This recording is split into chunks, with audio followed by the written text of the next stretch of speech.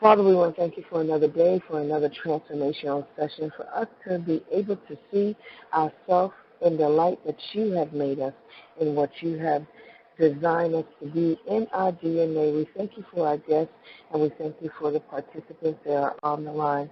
I don't take it lightly, Father, that you will be able for us to speak and minister to their heart, in their heart, that what is needed, what needs to be broken down, and you speak by us, not of our words, but your words. Thank you, Lord, for all that you do. I thank you, and I am gracious for you always looking over us and doing what you do, because you don't have to. You made man in your image and likeness, and I thank you in advance that we are taking this time and taking our every day to learn that the image you made us in was in you, and we can walk fully in the things that you have called us to be through you. Amen. I want to thank everyone for joining. I know we have some listening, maybe on speaker. We have someone new that just came on, but for coming on and joining. This is the Transformational Line. The Transformational Line is not like any other service prayer line.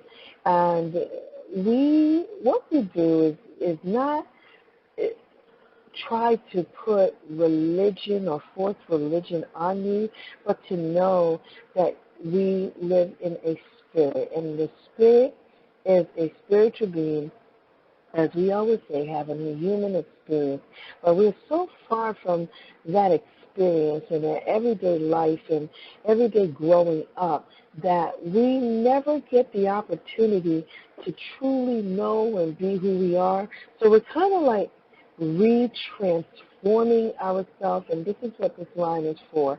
It doesn't matter how old you are, how young you are, you can always go through change. We go through change every day.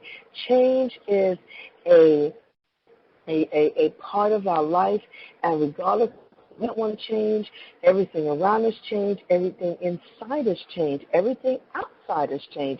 We go from gray hairs to black hair to gray hair, blonde hair to gray hair. We go from standing straight up with our spine and some things deteriorating as we get older. We're the one that resists the change. Well, through the resistance of change, we embrace it on this line. And as Dr. J said, life should be like breathing. Inhale should not be fighting with exhale. This is what we're doing. And only way the change can come if you're really ready for it, because it can be easy. You know, I had an old saying, I'm going through a change of embracing who my grandmother really was and things that she used to instill in me. And she used to say something, and maybe your parents used to say it. She said, we could either do it the easy way or we could do it the hard way. Well, in my life and me embracing who I am and my transformational moment, and this is also for me too. I'm not just a Hair Club for Man customer. I am the president. So I walked this out. I chose to do it the easy way. I want to do it easily. I think once you get to a certain number, and my transformational change, total change journey started at 40 years old. 40 is a number for us is change, and we see a lot of things biblically that you see that 40, the ministry of Moses, 40 years of taking the people through the wilderness, and there's a lot of things, significance of 40, so I look at it as change. So it started for me with change. And I thank you all for coming on and trying. And because if you say you want to be on this line, if you say that you're searching for something, some stay, some leave, but it's a change in your life that you're looking for at this time and this moment. And some people can take you on that journey all the way. It's like a train. I want you to picture a train. We're going on a train, and Everybody gets on the train at a certain arrival, and when it's time for your departure, you get off that train. It makes it harder for all of us when we try to grab that person that's getting ready to depart and make it on the train. They're either going to be uncomfortable, that I didn't want to come that far. That's what the transformational line is about. It is not a religious dogma. I call it dogma, and this is the vocabulary I've given, and I love it, and I embrace it. It's nothing religious to control you, make you into anything that you don't want or not ready for. It is to embrace you, the change. And I believe I know who's on this call because I had the young lady that is interested in the coaching session. So if that's you, I'll call you afterwards, and I'll talk to Dr.JuaNese about you. But I say that to say I even had, and I'm going to let our speaker of the day come on and share with us what she's sharing with us today. And you're open to speak, you're open to ask questions. But really quick for me, I have to tell a testimony of something that happened this week. And normally when I see things like this happen, I would call it a betrayal or seeing the religious entities of the church. I put this in one of the books that Dr. JuaNese and I are writing. And Christianity has called itself non-denomination, and they have not realized that they've made themselves a denomination, so they become religious. The religious denomination is control, manipulation, and it's a few things that they're doing that they have not embraced and seen and fallen to every trap that they say that they don't want to be a part of, from like Muslim and all the organized religion. Well, they have organized it. I never want to be that way, so I was put through a test for the group that I have, some things that have conspired, and was I going to pray, P-R-E-Y, on the people that, of the, the actual event that happened, or am I going to let my spiritual being go and know that maybe this train has come to their departure for them to get off and to be at peace at it? That's what transformation is, and this is the transformation line. So thank you so much for coming on. And today's guest is Dr. JuaNese, and she is one of my mentors, and God has used her to take me to this transformational change. And she is always open to the line. We have a group that we send texts, and she's just a great, phenomenal spirit being, one that is being used to enlighten, and it's up to embrace it. I have to embrace it, and I thank her for always making time and coming on. So, Dr. J, the floor is all yours. Thank you.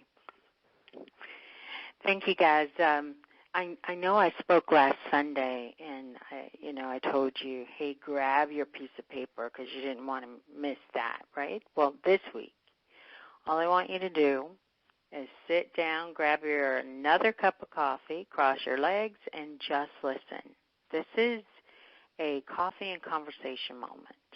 And I want to have this with you because the topic is trusting your path, trusting the path, because you already know the purpose. That's what we're talking about tonight, today, all day. If you call me after the meeting, that's exactly what we're going to talk about all day, is trusting the path. So, of course, I want you to kind of get, and I love Bridget's analogy of the train. It really says that there are many exits. There's doors on a train that could go one in the front, one in the back. And I think of when I'm flying into Orlando and getting off the plane, there's one part with the people who are already on the train, they would depart one way, and the people entering would depart the other, so that they enter the train in another place. And then, of course, we all ride down and get the bags. But it's very much so symbolic, because it is the path that is taken. So what I'm going to reference, and you know that it's important, because this is something that I have to conquer myself, and I'm sure it's something that we all have to face at some point in our time. But I need to trust the path. I need to trust the path. And if you remember or read Proverbs 3:5, which is, as a young girl, I enjoyed, I don't know why that called to me from 6 years old, but that was the one scripture that I remember. And 3:5 says, trust in the Lord with all your heart. Do not lean to your own understanding. Seek him in all that you do, and he will show you the path to take. And I'm reading from the New Living Translation Bible. But that I remembered at 6 years old, that was like my favorite.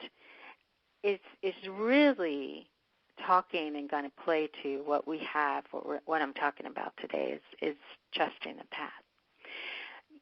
I want you to know that I started out in life, my family is Jehovah's Witness, and I wanted to find out my own religion and find out about other religions. So I was just one of these very curious children, and only because the curiosity in me was never harnessed, which is wonderful, because it gave me the opportunity to dig into things that probably I shouldn't have. And once I dug into it, like most of us would be like, oh my God, what is this? How do you turn around and get back out of here? But it's not that it wasn't part of the plan or part of the path.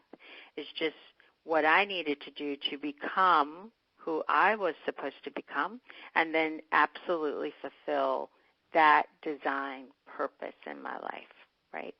So when I started, I come from a very musical family on my father's side, and of course I picked up that beautiful talent, and I sung. And I sung first soprano, and in my young teens, I was actually on Broadway singing Mama, I Want to Sing, before it got all big, and everybody knows it now, but it was just a little starting out. We were off Broadway right there, and I had the lead role of singing and performing that part of that play. With that, I took many competitions, and I sung from my diaphragm, and I could shatter glass and do all of that wonderful stuff. And I never afraid of the stage, never afraid to get on there and perform, right? And then young in life, in the midst of having about 5 to 6 scholarships, all waiting, begging to take me on, and things in New York that I should have, grabbed to, I fell in love with a boy that said he loved me, and that I lost my mind. Just at that moment, I'm in love. Next moment, I have a baby. Next moment, oh my God, I'm a mother. Next moment, these are all moments that took me from what I thought was my perceived path, right? So as life go on, I move on, and at one point in my life, and still is, I became a nurse, because my grandmother said, I always wanted to be a nurse. And I remember saying to my grandmother, if I become a nurse, will you love me forever? And she said to me, I love you forever now. Well, I wanted to make sure, so I became a nurse. And I got into nursing, and I got into healthcare, and then I got into the psychology, and then I just kept growing. I just, just not quite sure, but it just kept unfolding. However, when you have to trust the path, I was destined to be the first black opera singer. I was destined to be performing.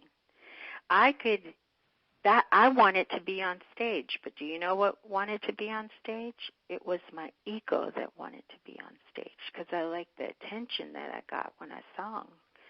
I loved the fact that everyone stood up and they praised me and thought that I was wonderful. I loved it. When you're young, I mean, you want that, and I had it. And so when I thought, oh, my God, I'm a mother, and now I got to be responsible, and I can't get up on stage and sing all of this anymore because, I mean, I have to feed my child, right? You think that that part of your life is dead, that you're never going to be it, and sometimes we keep ourselves there thinking that what we thought was our path, our purpose, we think that's what it was. We try so hard to hold on to what we think it is that you totally miss what the signals, the paths of what you're supposed to do. So as I became the responsible one and I had children and married, and I just kept moving, not quite sure why I was doing some of the things that I was doing, wasn't quite sure why I had various interests in various different things in healthcare that I did, but it all had a purpose. It all was purposeful, but I didn't know that it was part of the path, right? So here's what I want you to know. I maybe was not supposed to be that opera singer and have my ego as big as it is, because actually I killed my ego. I do my best not to allow it to tell me anything about anything because I know it's not real. I do my best. I had to go from caring about myself and my ego and standing on stage to start to caring for other people that nourished the gift in me to be a psychologist that I am today. It was part of the path. Part of the path.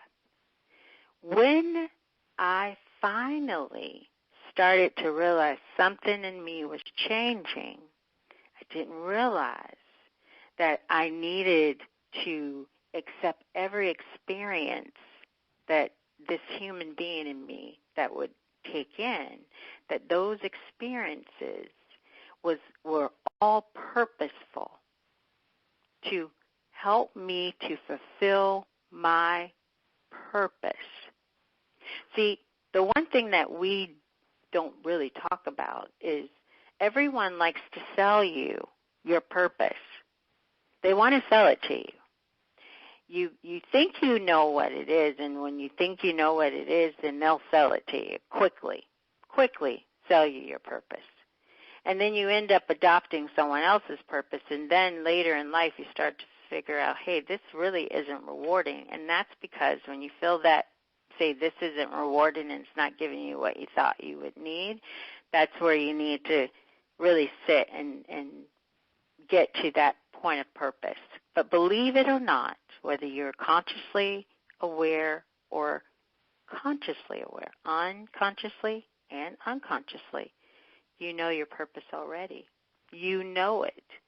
What you don't know is the path that needs to be taken to fulfill it. That's the part that you don't trust, because now you feel as though you need to take an active role in creating your own path. And so what happens is you now get off the original path that was predestined in your life, and you start to create it. So what I did, I knew that I was destined for greatness, but I wanted it to be in the circumstances in which I wanted it to be. So I created this path, And so everything that happened in my life, my marriages, my children, my accomplishments, my failures, my encounters with others along the way, my the entrances of various things, ideas into my life, and the exiting out of my life, they were all purposeful. If you can look at the beginning of when you became conscious, or whether if you're sleepwalking right now, when you can look at everything that has happened and find the good in that bad thing, how you have evolved, then now you're able to begin to trust the path that you're on. Since God made our path, and he told us in Proverbs, listen, don't lean to your own understanding. Your own understanding is your ego of very limited intellect. It has no intellect, actually, only then self-serving. When you lead to your own understanding, you're going to go down a different path. He says, but if you trust me, and the path, I will reveal the path to you because you already know your purpose. Remember, we're spiritual beings. We are a soul placed into this body and then placed with the family that you have for something to be developed in you. You have to free your parents. You have to free your entire family, because to hold on to what you had missing, you're never going to understand the path that has been defined for you to fulfill that purpose. You've got to let it go. You got to be able to say it was all purposeful. Every encounter, even when things hurt you, it's not about what someone did to you. It's not about the betrayal that happened to you. It is about this is a purposeful event, and this is what I have learned from it. Not I have learned not to trust another person again, but I have learned that my heart can be broken. I have learned that I can feel something other than joy. I have learned that it hurts when you invest in someone or something and you are just an option. Maya Angelou says it perfectly on one of her quotes that I actually have posted all over, different quotes at different places in my house. And she says, never make someone a priority when you are only an option to them. Be careful making priorities to others when you are only an option to them. So when you apply that to your life, you realize, oh my goodness, I could have used that gift of discernment that he gave me, but I was just so excited that someone liked me.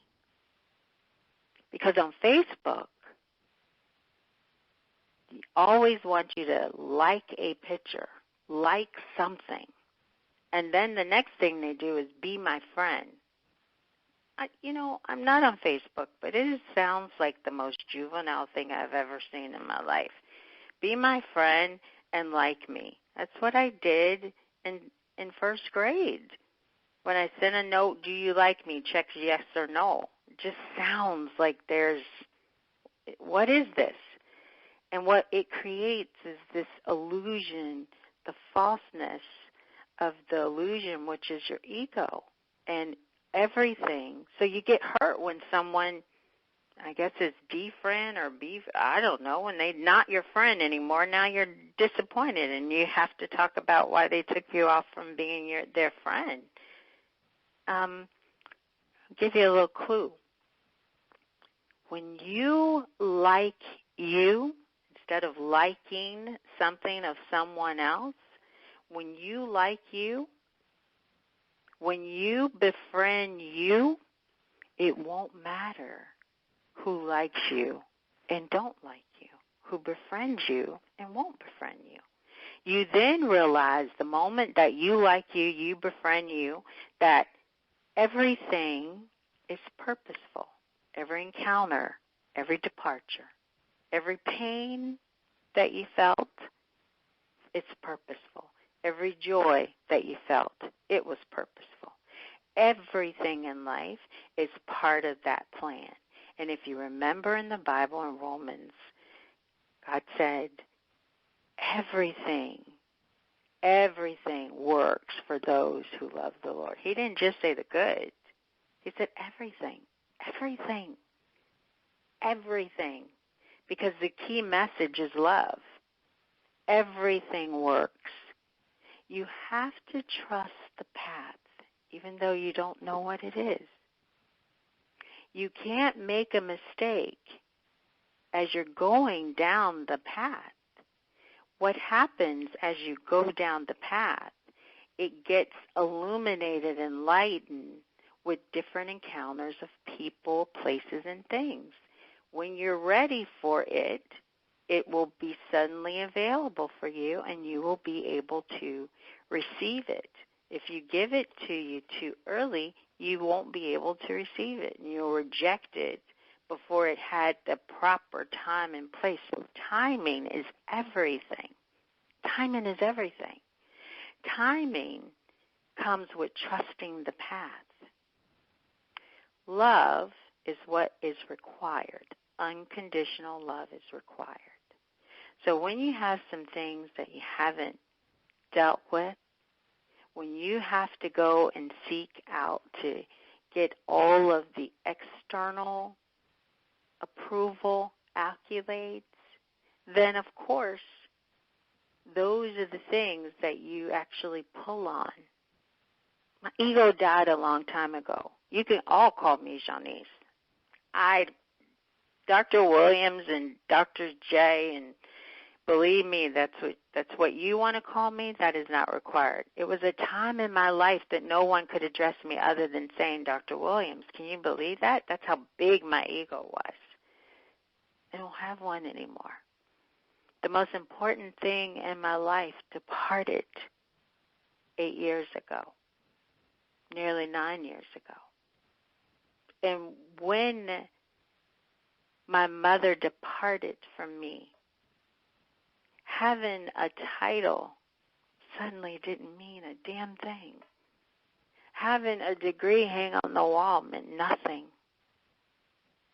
Having a house and cars and whatever else we acquire to make ourselves feel better meant nothing. My best friend left me. She departed from me. And I died waiting for her. I prayed every day for 5 years, Lord, take me. And every day I woke up pissed off. How dare these birds sing in my ear? How dare the sun come up? Angry. 5 years straight. You couldn't even say the word God to me. Angry. But guess what? That was part of the path. He knew at the proper time and place I was going to wake up. He knew at the proper time and place, going down this path, I was going to be enlightened again. And I was going to not fill the purpose based on what I thought it should be, but I was going to know the purpose as each stop along the way. We have to learn to trust the path. If you don't trust the path, that means you don't trust yourself and you don't trust God. So how in the world can you ask God to do something for you that is amazing if you don't trust that everything that has happened in the past everything that is happening right now and everything that is happening in the future that will happen, that all, with everything, it's all well. When you ask me, anyone asks me, how are you? I don't just say, I'm okay. Oh, I'm fine. You know what I say? Those who speak to me, those who know me, I say to you, I am well. You should just mute your phones and just say, I am well. Go ahead, say it. When you say it, you'll feel a resignation, like a vibration all through your body when you say it. I am well. What you're saying when you say I am well is well means it is good with my soul. Because well means peace. Peace means trust. And all that you go through on this path to fulfill the purpose, you know it is all well with my soul. One thing I had to do that I want to share with you, and I'm so excited about it. I figured it out like 3 years ago. The purpose of me standing on the stage and singing as a young girl and actually being so good is because it was still my voice what needed to be strong and powerful. What a way to exercise your lungs and exercise your diaphragm and exercise your vocal cords by singing. I didn't know that I would be a renowned speaker, that everyone wants to hear my voice. Are you kidding? I thought I would be on the radio. I didn't know that all the practice and all the time that I was learning to project my voice and singing, that my voice was going to end up being the sound of soothing your soul. I had no idea. I had no idea that my voice is what Sirius Radio is looking for. I had no idea. But I had to trust the path. Even when I couldn't see it. Even when I didn't understand why I had so much struggle. I needed to trust the path. When you trust the path, the purpose is unfolded so you see it very clearly. Most of us pick or bought the book. You know, Rick Warren, he wrote a book about a purpose-filled life. Joel wrote a book about it. Everybody talks about it and write about the purpose. But we forget to tell you that the path, there aren't any mistakes. It's the short route or the scenic route. The outcome will be the same because you're here to fulfill the purpose. The purpose you already know. It's the path that you don't. You've got to trust it. I still speak. I still use my diaphragm. I still boldly declare. I still have the ability to move the audiences that I speak to. I still have the ability to, when I speak to people, like I did when I was singing, I still had the ability to make tears of joy roll out their eyes. Didn't know I had it. But the training and standing up on a stage was part of the platform, part of the path to who I am today. My next book venture, that once Bridget and I finish this one, is one that I'm going to ask you today to think about. I don't know who's on the phone. I don't even know your names, but I know that you're going to be able to receive this. The next book that I'm writing with my children and those who come to me where this resonates, it's got to be published. So, my aunt on, I guess it was Memorial Day, I was with my son talking to him about raising his levels and frequencies, and I was not in the room. But my aunt that I love so dearly, who is the most strongest, triumphant woman I have ever met in my life, and she was the one that I was trying to please my entire life. And, mediocre is never good for her. It has to be good and superior. And I wanted her approval more than anybody's. And she is so profound because she came from breast cancer, and she has researched, and her spirit is just one that will never give in or give up. And she resonates that resonates throughout our family. Our women in our family are so dynamic. So I'm only used to being around these wonderful women that are strong and just amazing. It's hard for me to see a woman not there, because now my soul says, I gotta help you get there, because I only know women that are diamonds. We're all diamonds. All men are diamonds. All children are. Everybody has a diamond soul that at some point needs to resonate. But my amazing aunt said to my younger daughter, my youngest daughter, what would you tell your younger self? When she said that, my daughter did not say, like most of us would do, I don't know, I have to think about that, because we don't want to use our voice, right?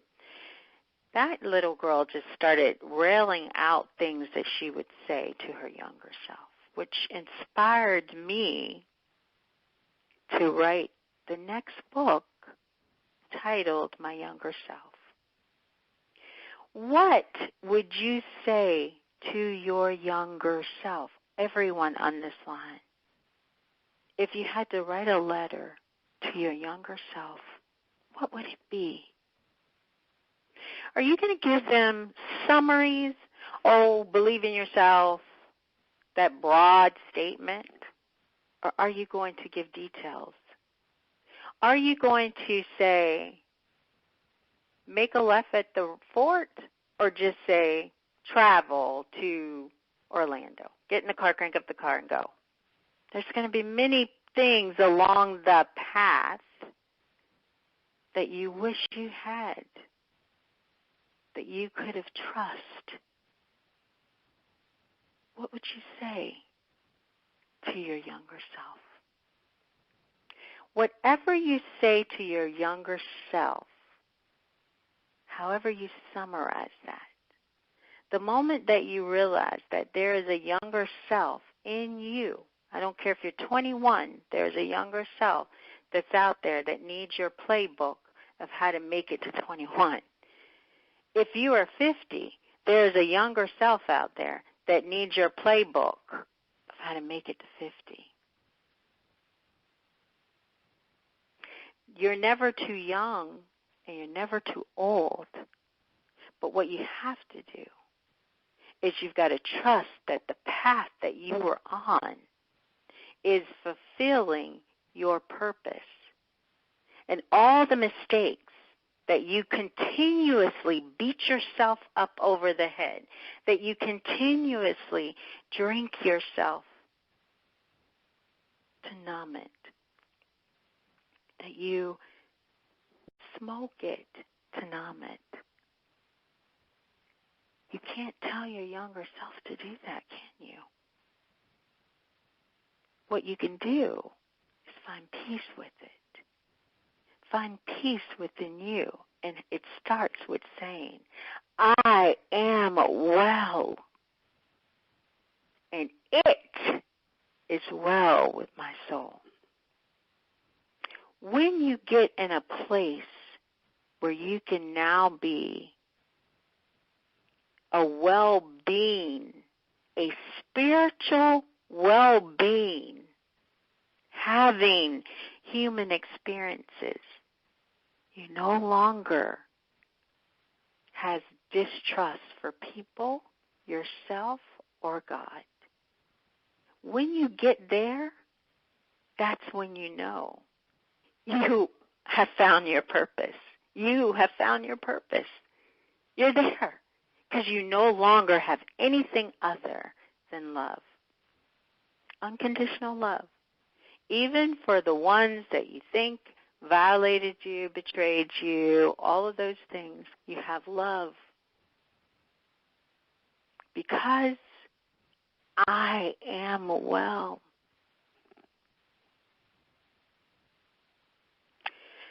I want you to take today, I want you to take this evening, I want you to take all of next week, and I want you to begin to trust the path.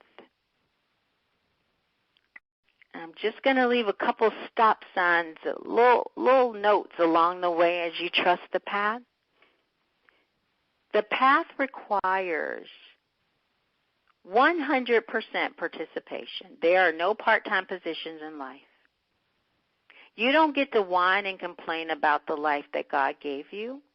You get to participate in life 100% so He can give you everything that you deserve. When you wake up and you're complaining about life and the people in your life, you're complaining to God that He made some kind of a mistake, and He doesn't make a mistake. There are no damsels in life. There are no princesses or prince. You either are going to be a king in your life or you are going to be a queen in your life. And kings and queens have to balance. It's not about looking beautiful. They have to run a country. They have to run it. They have to make very tough decisions. They've got to open their mouth. They've got to command things. They've got to direct things. They're not sitting there pretty on a throne. When you say you're a princess will never become a queen. A king will never be, a prince will never become a king. Damsels, princesses, prince, they all play part-time positions because they have entitlements. And the moment that the path doesn't go the way they want it, now they have the ability, because they've never done anything, they're only part-time in it, now they complain. You need to trust your path. Be 100% participant in it because you already know your purpose. God is waiting for you to trust. Every move that you made has been purposeful. No one can let you down unless you let you down first. No one can betray you unless you betray yourself first. Because when they do, you realize that it's all purposeful. You realize that it all happened. And you still have love, unconditional love, because you now have what? I am well. And it is well with my soul.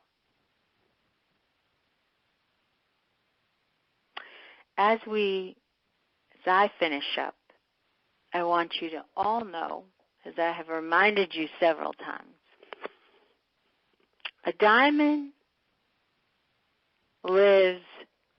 one diamond lives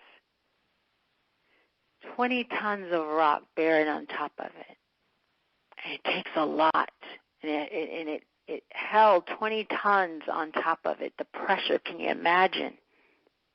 And then when they finally get to the rock, now the rock is so deeply buried and just holding you so tight that it's got to be pried away from you. And then when we pull the rock, the diamond out of the rock, it's still not ready. Has to go through what we call a brilliant tearing process. And now it's got to be cut and centered and shined. That's what we're doing here. You're all diamonds. Your diamond is exposed. The rock is falling off. And when the rock falls off, we have an opinion. But it was purposeful. Because it is supposed to illuminate. And only a diamond can cut another diamond. And it's not cutting for it to bleed. It's cutting for it to shine. Is there another bag, Keisha? Is there another bag? A bag? For trash. As I think somebody has their phone on and not on mute. When you get pulled, and you're raw, it's a diamond in the raw, and now it's vulnerable. You've got to trust the path. Everything will come. Departures will happen. Exits will happen. But entrances and encounters will also happen. As the entrances and encounters, you're being polished. You're being cut and tuned fine. You're being fine. You're actually being, chiseled to have the brilliance of the light of God shine right through you to illuminate. And the point of every brilliant cut diamond, 58 points to it, it then connects to another diamond, another soul like you. And then that then begins to start to chisel and refine that one for that another point from the new will connect to something else and keep illuminating. Our purpose is very easy, and we all know it. We just don't like the path. We don't know it. So what would you say to your younger self? That's your homework. That's your soul work. That's your soul work for today. What would you say to your younger self about the path traveled? And then what would you say to your future self about the path not traveled? What would you tell that future self? What would you tell her? I hope you tell her to trust. I hope you tell her to have peace. Peace in the path to the purpose.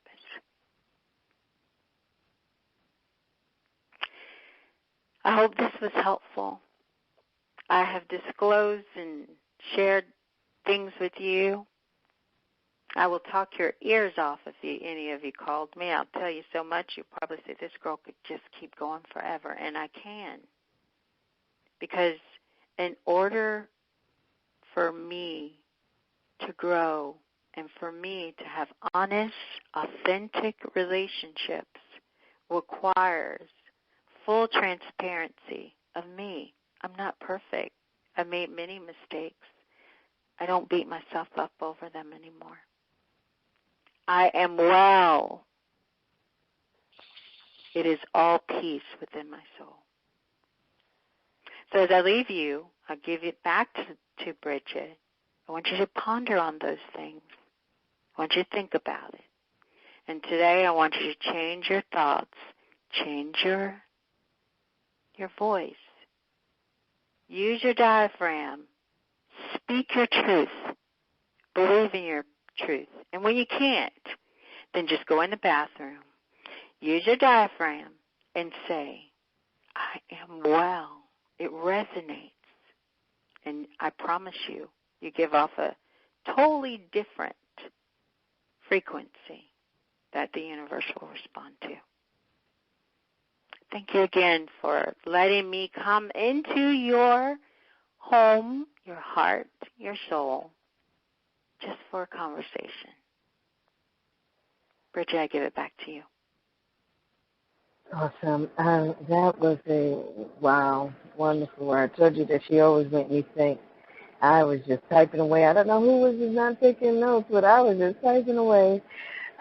Is there anyone that have any comments or questions for JuaNese, Dr. J, about the path? I know some people are writing I know someone was not on mute, and I placed them on mute, but if you want to speak, you're welcome to text me or if you have any questions. But if there are any questions, like I said, there's the transformation line. She's here to answer any question you may have. I can tell you that they're probably right sitting there thinking like, oh my God, this lady always leaves me speechless, right? I know that's what you're thinking. Like, what do you say? Well, what you have to say, right? If you're thinking about, oh my God, what do I say? All of you who are saying, oh my God, what do I say? I expect you to say something to me. Come on, use your diaphragm, right? Use it. Use your diaphragm and say, I am well. And so I know what you're thinking, like, oh my goodness, am I making the right mistake? Am I making the right moves? There aren't any wrong moves, right? You're on this path that you're on, but you're on this line here for a purpose.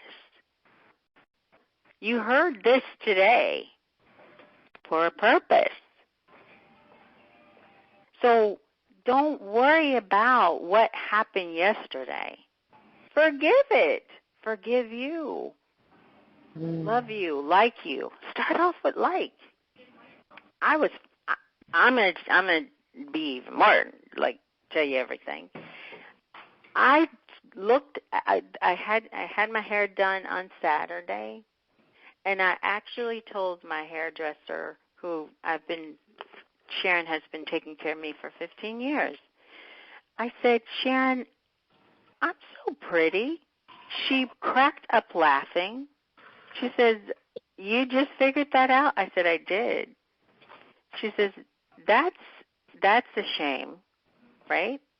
She says, but finally, 15 years later, I'm so glad that you're finally at least pleased with what you see in the mirror. And when I said that, I was so happy because I have never been one to see my own external beauty. I knew I was beautiful on the inside, but never one to believe it or even hold on or even think that anything about me externally was beautiful. So for me to finally get to a place to say I like me, for me to say that I love me externally, I already loved me inside, but externally, you now know that there's some growth, because for the longest time, I didn't even like me. How many of us don't even like us? You don't even like yourself. But you got to. And you got to start with liking you. You got to start with it, because if you start with like, it will turn to love. So I'm going to, be quiet, but don't be afraid to say something. At least tell me, hey, you helped me. Thank you. Just say thank you. Just tell me something.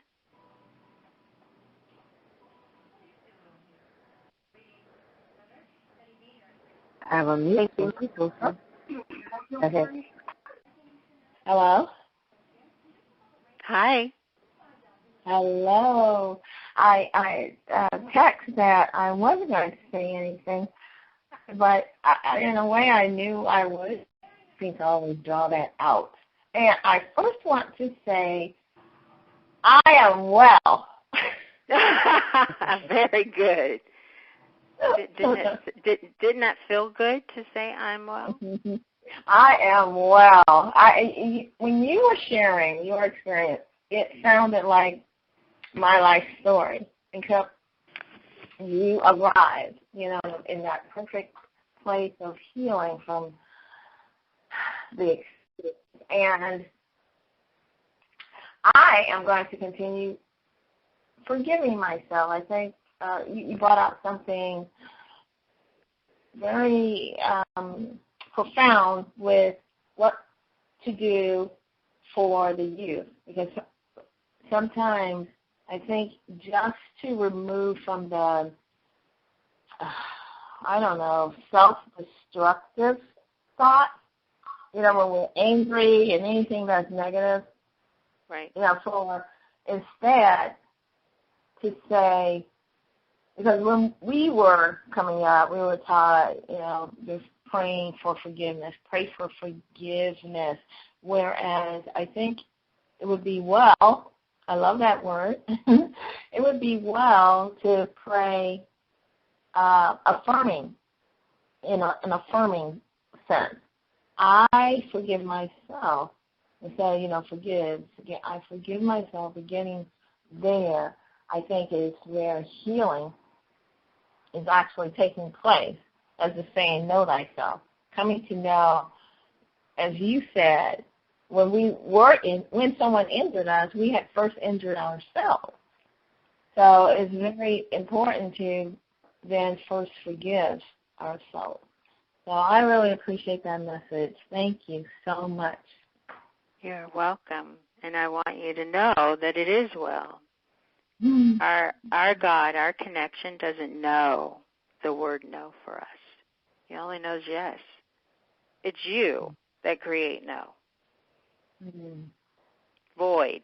You create. You cancel it out with your thoughts. So get rid of those limiting beliefs. Get rid of those detrimental thoughts that takes you and derail you down a path, because he's ready for you. It's waiting for you. Your purpose it can only be fulfilled by you. It's not going to go away. Only you can fulfill it. And I know you're able to bring in peace. Don't worry. You're already fulfilling it. Very good. Thank you, Beth. I appreciate it. No, thank you. Namaste, or whatever that word is. Namaste. I forgot. I haven't used it in so long. I'm now saying love and light. Oh, yes, I do. Those who know me, I send love and light to you, and it's not just words. I am literally sending it to you. My frequencies, when I say that, it is coming to you right in a way that you will feel it. If you just know, if you hear my voice one time and I say that I'm sending you love and light, you are about to grow because it's coming. I feel it. Thank you. All right. You're welcome. Thank you. Namaste.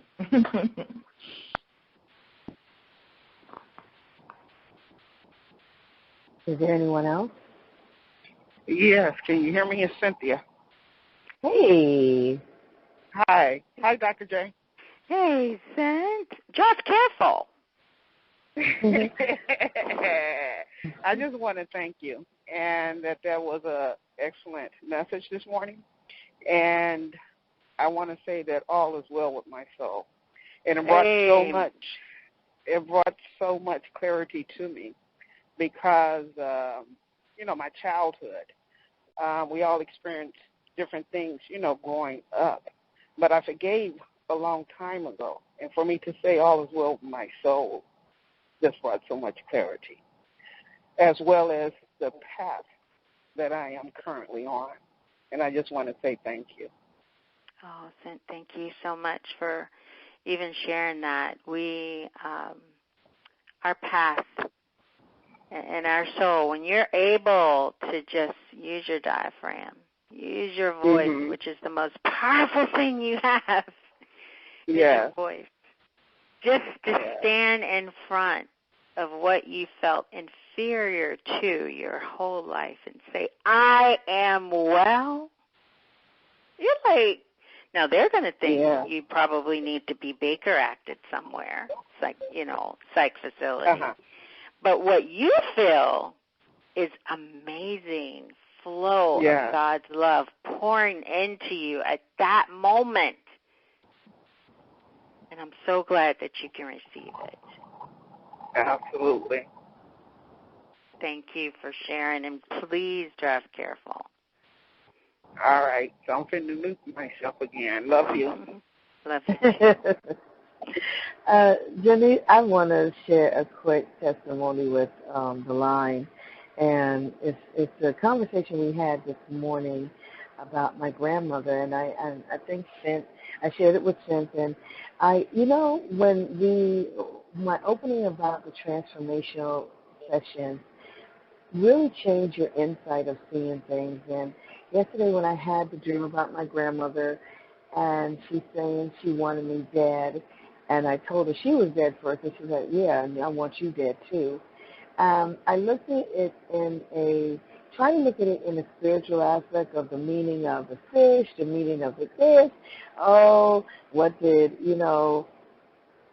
her nakedness was, and the demonic force, all that. But I remember when I was driving yesterday, and I heard God say to me, see, on this line we learn God's true voice. And he said, you got to make peace with your grandma. I said, what? Really? He said, you got to make peace with your grandma. He said, why is it that you always feel your grandmother, and I had to play back in my head that she always wanted the best for me, but it was like I couldn't do anything good enough for her, because she wanted that Bridget that that was always in me, and I always resented it because it's like she was pushing something that I wasn't ready to deal with and I couldn't deal with. So I looked at her as a villain, and I was always a victim. And he said, you have to make peace with that. So yesterday, I took the mental aspects of it, of what I'm learning on this transformation line. Yeah, there's spiritual things, and there's signs, and there's different meaning and symbolism. But one of the greatest symbolism I had to deal with yesterday was, why is it that you always look at your grandma as looking at you as a failure? And you have to make peace with that. And so look at you now. And I remember we did at the retreat, and we burnt her voice, what she would say. But I will always remember she'd say to me, if you don't complete what it is that God have you to complete, and you're doing that, I'm going to come and haunt you.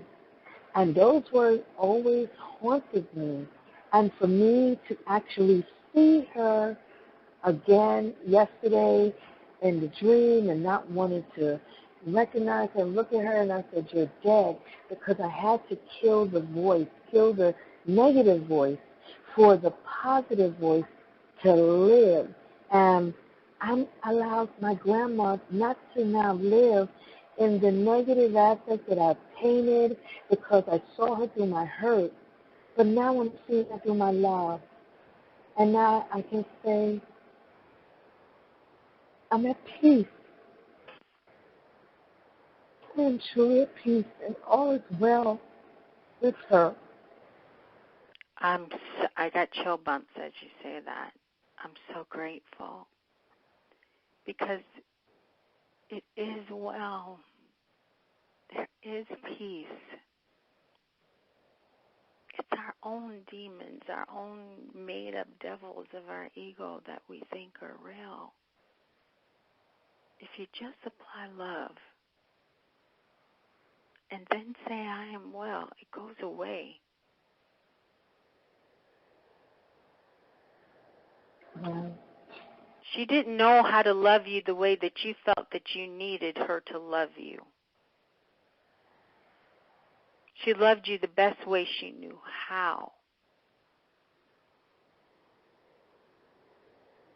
What the real lesson was, she needed you to love you. And if you loved you, you would have been able to accept the love that she gave, even if it was limited.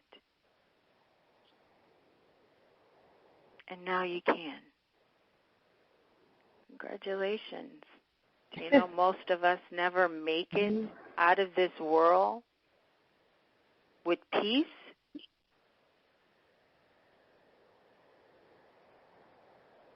You have peace. You are well. You're a well-being now. Yep. And I think many of us can say that's on the line, that I have to be transparent with y'all. Because though that we have the ego of the label, and some may call me Pastor Bridget and see me in this particular light, that we're all walking down the road of our journey.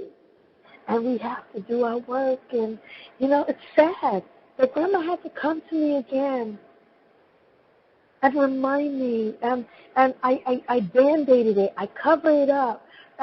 Every day, it's as we... I think Tony said I would say evolve, but she used another word. What was the word you used last week? It's not the evolution. We transcend. Yes. And as we get there, it's a new light that's always going to be shined on us because we're ready for it. Grandma was ready to come back. And now I was ready to face the grandma demon because I went and did one work, and I'm constantly doing the work, and the constant work has to, it's something I said the other day on a Periscope, and I said, the Bible says, be ye ready in season and out of season, and we think that is to get ready to preach, that get ready to speak in front of someone, and the in season and out of season thing is not us looking at just preaching to the masses and standing in front of a crowd, but it's being ready in season and out of season within yourself. Are you ready? Are we really ready? And I had to go down this road of saying, I'm ready. I'm tired of being dysfunctional. I'm tired of having people, energy, mindset, anything dictate me. I'm tired of that. And that's what I did. And I had to let the dead come back to show me I am dead. And everything that dictated your life that you saw negative is now for you to wake up and walk in the positive because you're now doing it. You're in Texas. You're by yourself. Look, you got your first car by yourself in your name. Look at all this stuff. Everything old was dead, and I'm coming now. And that's why I could have said to her, you're dead. And she said, yes. And I want you to be dead, too, so you can live. I opened the line to anyone. Did anyone get? And that's what I got. I know Deborah's on, and I know that she might be on mute and everything. Hey, Deb. This was yes. Hi, everybody. How are you? I'm hearing in and out a lot of it. Can you hear me or no? Yes, we hear you. Yeah, it was amazing. I think, first of all, just thank you so much, Dr. J. It's so inspiring to hear what you're sharing. I actually wrote down a few things that really touched my spirit. When you said to be careful to not make others a priority when I'm only an option or we're only an option, that resonated with my spirit. And I'm taking care of me. I'm going to be that dynamic woman. And it's just what I'm hearing, bits and pieces are just resonating. It's hard to put it into words. You talked about the diamond. Did you say something about a diamond has 58 points? Yes, it's multifaceted. It has a brilliant cut diamond. Has 58 facets, 58 cuts, slits of light that shines through it. No other diamond in the world is cut brilliantly. A brilliant cut diamond is a round diamond with multi-facets cut through it so the light can illuminate it. Not a pear-shaped cut, not a princess cut, only a brilliantly cut diamond. And you, Deborah, that resonated with you because you are brilliantly cut. I just turned 58 years old this year, and I am that diamond.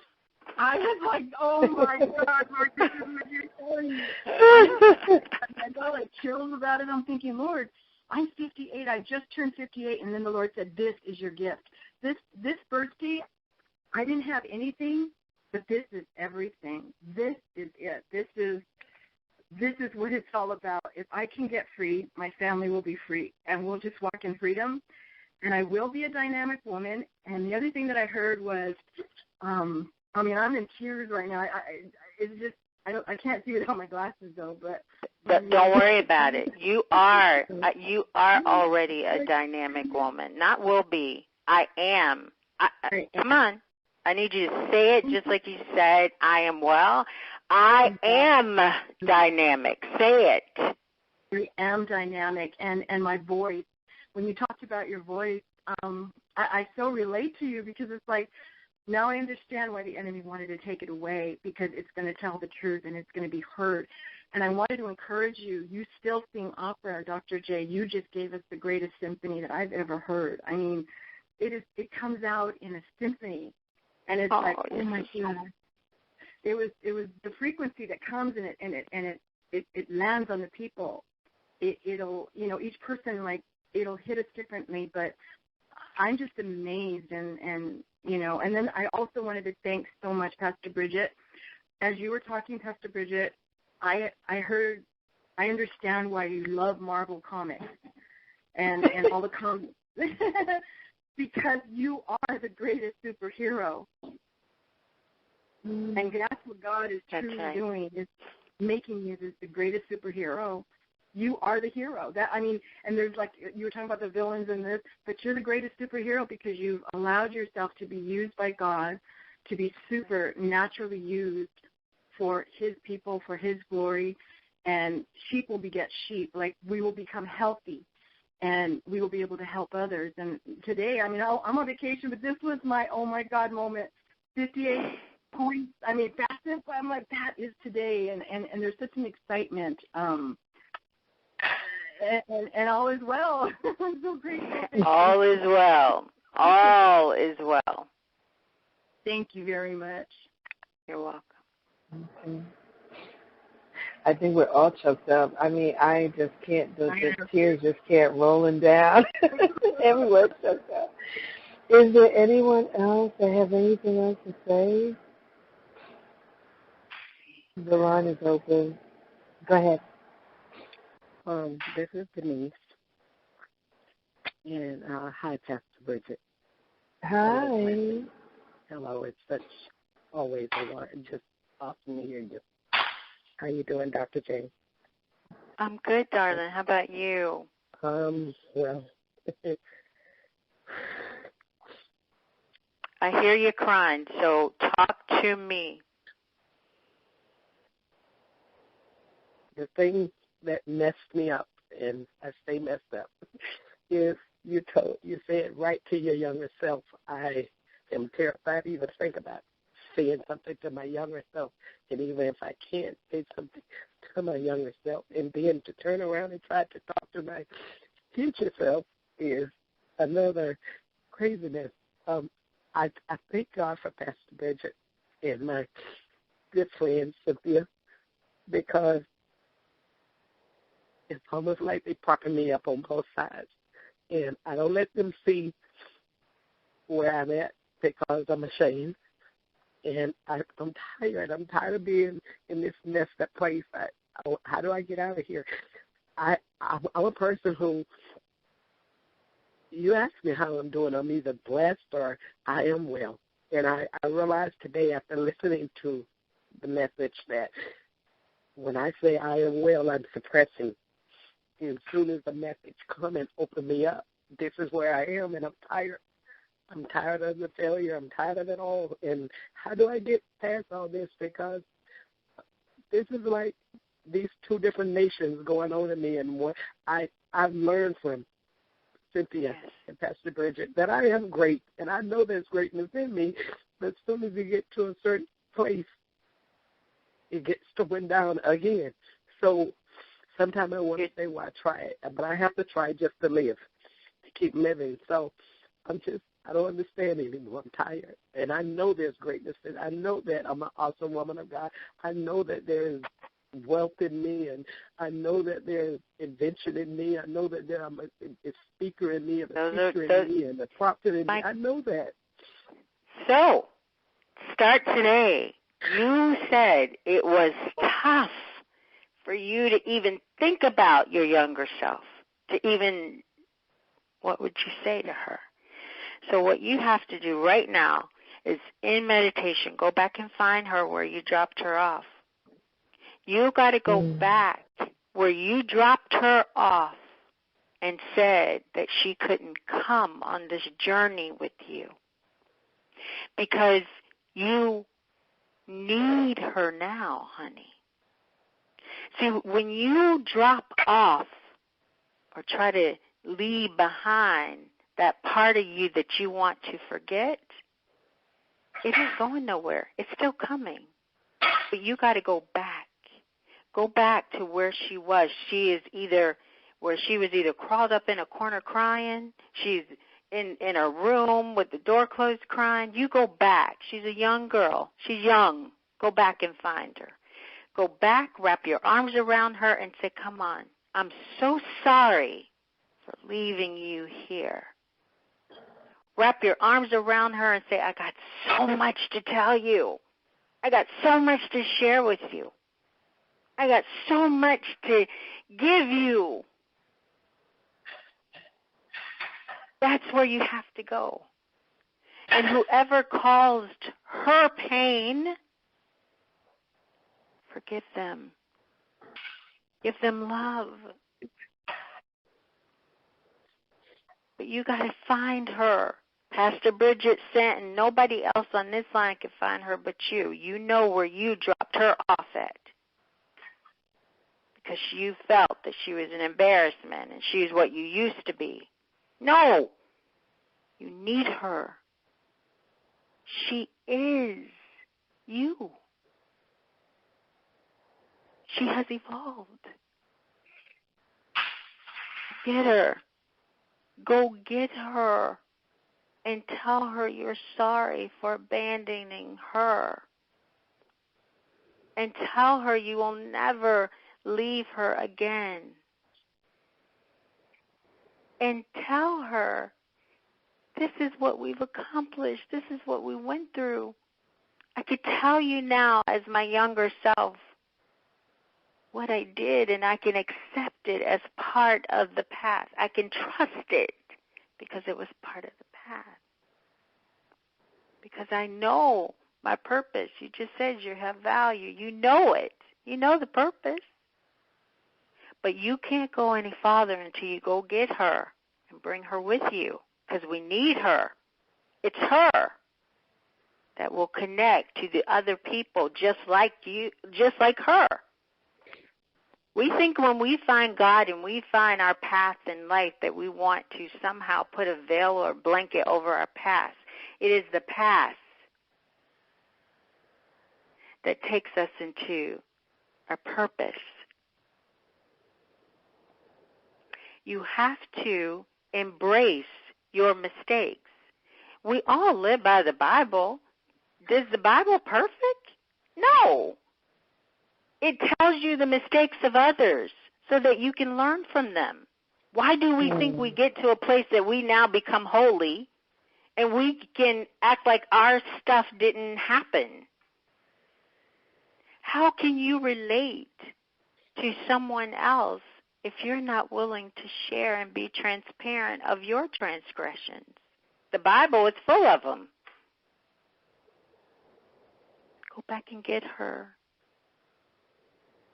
Wrap your arms around her and love her.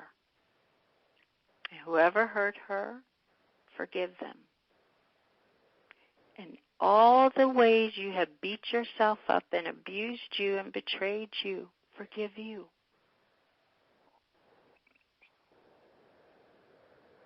Because your purpose is waiting for you to feel it. But you got to be whole. You got to be filled, and you got to be completely your root, the root chakra. Oh my God, I feel like I need to go over this, but I can't keep y'all trapped over the phone. I can't do it. You got to make peace with the root. That's our family. That's our young lives. We've got to make peace. We got to be able to say, despite it all, I made it through, and I am well.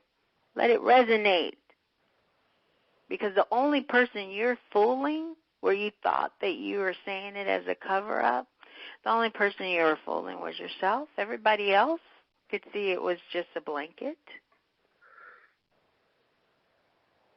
So now you say it. Go get her. Don't say it again until you mean it. Don't tempt God. Don't ever tempt the Lord. Say it when you mean it. So go get her. Heal her. Love her. Make peace with it. And then say, I am well, for your purpose to now just suddenly open up for you. But you cannot say it and then turn around and defy it. No, won't happen. You're going to feel just like you are. So all is forgiven. God has forgiven you. He has forgiven you. Your slate has been wiped clean, but you have still kept yourself beating yourself over and over and over again. And now go back to the little girl. Go find her. Grab her hand from wherever she is. Visualize yourself going to get her. Wrap your arms around her and bring her up to where you are. And I want you to write that book with me. I need you to write that book with me. I need you to write what you would say to her. Thank you, Blessing.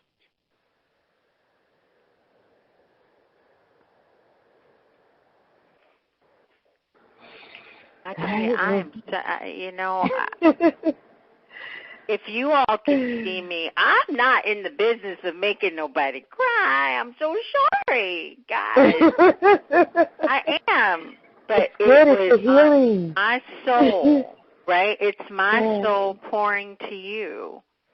And I'm so grateful that it has been able to connect our diamonds. If you felt anything, if you felt a jolt, if you felt a move, if you felt resignation, if you felt something, that means we are connected. That's what it means, and I'm so excited because my 58 points sticking out through me have all connected with you. And I'm going to send my love and light through me to you. I'm excited. I'm so excited and so blessed to have you in my life. I thank you. I thank you. Oh, boy. So somebody better close this out or something. I'm crying, all upset, too. But call me, Denise, anytime you need to, sweetheart. Yes, ma'am. Okay. And I'm so glad that you're on the line, Denise. This is Denise from California. We just this week we lost a Denise, but we got a Denise back. You see how everything works in full circle. Like I said, the train had, and as you were speaking, Dr. J, I had a little nugget came in, said the same door we use to enter, the same door we use to exit, as you said. And there's many different doors, especially with trains. And you could pick any door. And, you know, you never know who's going to enter in the next door. Who's the next passenger that's going to come on? And you could get a passenger that's physical, and you can have a mental passenger there. You know, they enter into your mind, and you're like, they have taken up room and space, but we're always going to get that person that's going to, or that thing that's going to enter in, and we have to know when it has to exit out. So I thank you all for coming on the line. I thank you, Dr. J, for your time, for always being authentic, and that's what it's about. You know, Denise, I heard you, and I heard many of you on here. I believe we've hidden behind our walls of authenticness and not allowing people to see us transparent. There's many times I had to preach, and I preached crying. And I allow God to make them see my transparency. And that's what it's about, because Jesus was transparent. Jesus wept. Wow. Thank you, Father. Jesus wept. It's okay. It's a healing. He wept for the people. He wept to see where the people are going and what he came to accomplish. He wept. And it's okay for us to weep, because he wept. And he said all was well. And he said that there is going to be greater work that we shall do. Don't be afraid to do your work. First, it starts with you. And the people around you can trust you, because now they're seeing that you are being real with them. They now can trust you.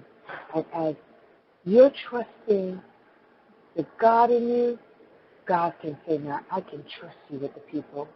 I had the most people on this call today that I've ever had. It's because God said, I